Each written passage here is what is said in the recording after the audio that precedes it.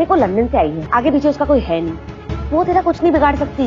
तू बस मेरी बात को ध्यान से सुन। अब से तेरा और मोहिनी का कोई लेना देना नहीं है, तो भूल जा उससे। मोहिनी को जेल में बंद तो कर लिया है, लेकिन यहाँ पर भाई सिद्धार्थ को भी बंद कराना है, आर्यमन और कृष्णा को, क्योंकि भाई आर्यमन और कृष्णा के सामने सिद्धार्थ का सच भी आ गया था ना, किस तरीके से उसने मोहिनी को यूज किया था और यहाँ ये सारी चीजें की थी प्रॉपर्टी के लिए।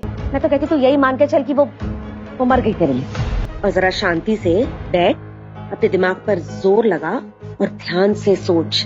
अगर तेरे खिलाफ कोई सबूत है तो मिटा दे उसे। यहाँ पर सिद्धार्थ तो क्या करता है ना, उसको लग रहा था कि मोहिनी मेरी शादी के पीछे पड़ी हुई है, कि मेरे से शादी कर लो, और मुझे तो उससे शादी करनी नहीं, मैं तो सिर्फ उसे यूज कर रहा था।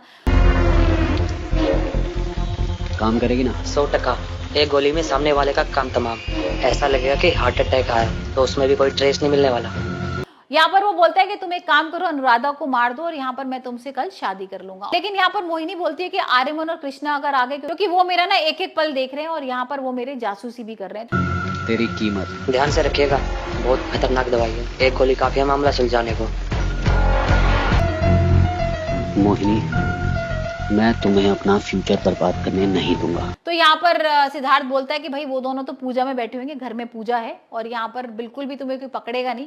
और जैसे ही यहाँ पर हॉस्पिटल में पहुंचती है, वहां देखती है कि भाई ये तो अनुराधा नहीं है, उसका तो कोई पुतला वगैरह पड़ा हुआ है बेड पर, और अचानक से आर्यमन कृष्णा।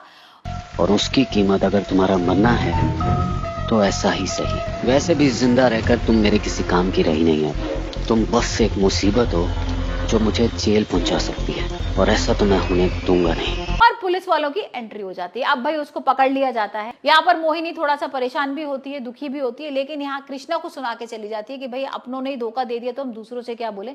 और यहाँ ये चीज कृष्णा को समझ में नहीं आती है, लेकिन कृष्णा भाई पहले से ही बहुत डाउट में थी ना कि ये कहीं मोहन तो नहीं है, लेकिन ये तो मोहिनी है ना, लड़की है, तो ये मोहन कैसे हो सकती है मेरी, क्योंकि जिस तरह की बातें थी, जिस तरह से चलती थी, सारी चीजें भाई उसको मोहन जैसी लग रही थी। यहाँ पर तो वो बोल भी इसी तरीके से रही है कि जैसे कोई अपना बोल रहा हो। तो ये सारी चीजें देख के वो जेल के अंदर चली तो जाती है। तो देखते हैं भाई आने वाले एपिसोड में सिद्धार्थ का किस तरीके से खुलासा होगा, क्योंकि भाई मेन कल्प्रिट तो सिद्धार्थ है ना। अगर सिद्धार्थ नहीं होता तो मोहन से मोहिनी नहीं बनता, वो ऑपरेशन करने बाहर नहीं लेके जाता, यहाँ पर इतना नाटक नहीं होता, और यहाँ पर भाई एक जो बॉन्डिंग थी ना बहन भाई की, वो खत्म नहीं होती। लेकिन सिद्धार्थ ने सब कुछ खत्म कर दिया है। तो हो सकता है जेल के अंदर मोहिनी को इतना टॉर्चर किया जाए कि वो सिद्धार्थ का भी सच बता दे।